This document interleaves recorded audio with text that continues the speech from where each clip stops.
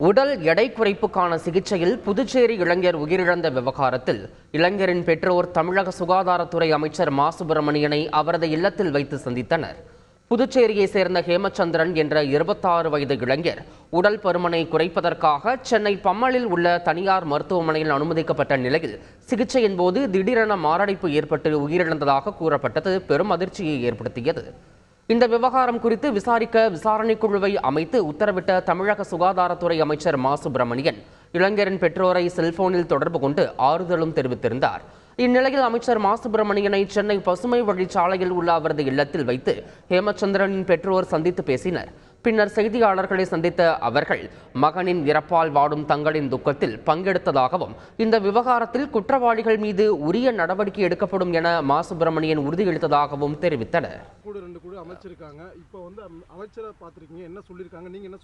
நான் பையனை வீட்டுக்கு கொண்டு வந்த உடனே தொலைக்காட்சியில் பேட்டி கொடுத்தாங்க. நான் சொன்னேன், இது மாண்புமிகு முதலமைச்சர் அவர்களும் சுகாதாரத்துறை அமைச்சர்களும் தகுந்த நடவடிக்கை எடுக்கணும்.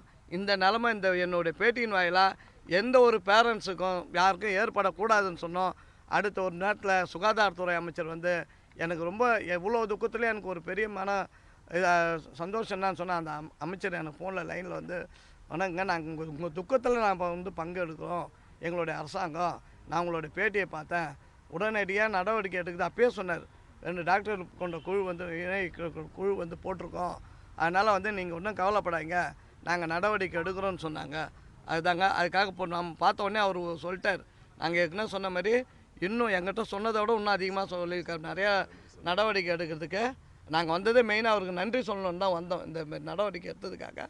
இப்போ அவர் மேற்கொண்டு எல்லாரையும் முடுக்கி விட்டு நான் தகுந்த நடவடிக்கை எடுக்கிறது, இதன் மூலயமா ஒரு தீர்வு கிடைக்கும்னு சொல்லியிருக்கா. அவருக்கு 6 பேர் கொண்ட குழு இப்போ நியமிச்சிருக்கான்னு சொல்லியிருக்காரு. விசாரணை நடந்துகிட்ருக்கு. நான் விடவே மாட்டேன். யார் சப்போர்ட் பண்ணாலும் குற்றவாளிகளை எந்த விதத்துலையும் தப்பிக்கிறதுக்கு நான் விட மாட்டேன்னு உறுதி கொடுத்துருக்காரு. அதை நாங்கள் மன மகிழ்ச்சியோடு நாங்கள் எடுத்துக்கணும். இதனால் இன்னும் பல குழந்தைகள் உயிரிழப்பு தவிர்க்கப்படும்ன்றது நம்பிக்கை இருக்கின்றது. இப்போ நீங்கள் அங்கே பையன் கொஞ்சம் மன உளைச்சல் எதுவும் இருந்தாப்பில்லையா? ஸ்கூலில் அந்த மாதிரி கிண்டல் பண்ணுறது இல்லைங்க. அவன் விஷயங்கள் எது அவரை இதை நோக்கி தள்ளது எது? எங்கிட்ட ஃபோட்டோ இருக்குது. அவர் ஸ்கூலில் போனப்பெல்லாம் இந்த உடம்பு கிடையாது. காலேஜ் போகிறப்பெல்லாம் இந்த உடம்பு கிடையாது. ஆனால் 2 பேரும் ஒன்றா தான் இருப்பாங்க, வேறு யாருக்கும் கூட மாட்டாங்க. மன உளைச்சலாம் அவருக்கு எதுவுமே கிடையாது. அவருக்கு இடையில இப்போ என்னன்னாக்கா, இந்த ஆப்ரேஷன் அப்பப்போ ஃபோன் பண்ணி அவர் அழுத்தம் கொடுத்தாங்க. தோப்பார் இப்போ அவருக்கு அனுப்புறது போல இப்படி ஒரு ஆளுக்குறாங்க, இவ்வளோ இடம் குறைஞ்சது. இப்போ அந்த பிபி ஜெயின் ஹாஸ்பிட்டல் போனோடனே அவ்வளோ பேர் சொன்னாங்க அவருக்கு, போன வாரம் 4 ஆப்ரேஷன் நடந்தது, இவ்வளோ இடம் குறைஞ்சிருக்கு. அவங்க எங்களுக்கு ஃபோட்டோ அனுப்பியிருக்காங்க, இவ்வளோ இடம் குறைச்சிட்டேன்னு சொல்லிவிட்டு. இதனாலேயே அவர் பிரெயின் எனக்கு லைனில் வரல. எங்கள் மனைவி சொல்லக்குள்ள விட எதாக இருந்தாலும் அப்பாட்ட பேச சொல்லணுக்குள்ள இவர் லைனில் போய் இவரை மழுங்கடிச்சிட்டாங்க. எங்களுக்கும் அந்த டென்ஷனில் யாருக்குமே நாங்கள் அங்கே விசாரிக்கல. சரி, நாங்கள் பார்த்தோன்னே சொல்லிட்டார், இவ்வளோ பெரிய ஆப்ரேஷன் சொல்லவே இல்லை.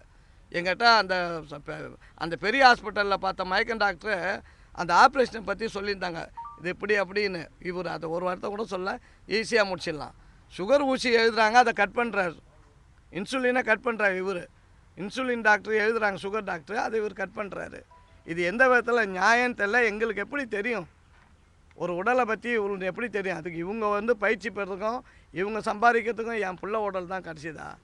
இது ரொம்ப அநியாயம். இது ஏற்றுக்கொள்ள முடியாத விஷயம். இது டாக்டர் என்பவர் தெய்வத்துக்கு சமம். நான் அந்த ஹாஸ்பிட்டலுக்குள்ளே போன உடனே இந்தமாரி நடக்குன்னு தெரியாமலே எல்லாரையும் கும்பிட்டேன். நான் இந்தமாரிலாம் என் பிள்ளைக்கு நடக்கும் சாமான்னு தெரியல, எல்லாரையும் கும்பிட்டேன். பெரிய ஹாஸ்பிட்டலில் போனது எல்லோரும் முதல் நிலை ஊழியர்லேருந்து கடைநிலை ஊழியர் வரைக்கும் நான் கும்பிட்டேன். ஏன்னாக்கா எப்படியாவது யாராவது ஒரு ரூபத்தில் என் பிள்ளைங்களை காப்பாற்றி வெளியே கொண்டு வருவாங்க பார்த்தேன். கடைசியில் என் பிள்ளைய பணமாக தான் கையில் கொடுத்தாங்க. செய்திகளை உடனுக்குடன் தெரிந்து கொள்ள உடனே சப்ஸ்கிரைப் பண்ணுங்க.